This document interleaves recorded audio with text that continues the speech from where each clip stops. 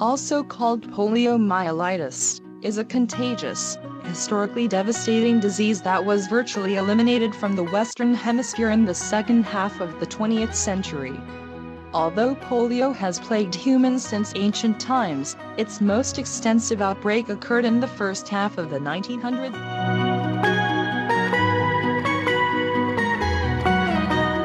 Polio is a viral illness that, in about 95% of cases, actually produces no symptoms at all, called asymptomatic polio.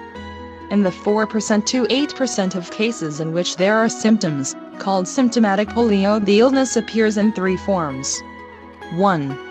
A mild form called abortive polio. Most people with this type may not even suspect they have it because their sickness is limited to mild flu-like symptoms such as mild upper respiratory infection, diarrhea, fever, sore throat, and a general feeling of being ill.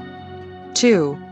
A more serious form associated with aseptic meningitis called non-paralytic polio. 1%-5% show neurological symptoms such as sensitivity to light and neck stiffness. 3. A severe, debilitating form called paralytic polio. This occurs in 0.1%-2% of cases. In paralytic polio, the virus leaves the intestinal tract and enters the bloodstream, attacking the nerves. In abortive or asymptomatic polio, the virus usually doesn't get past the intestinal tract.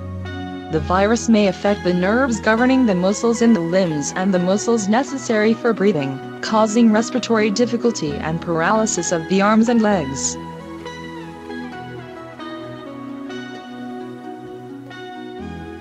Polio is transmitted primarily through the ingestion of material contaminated with the virus found in stool.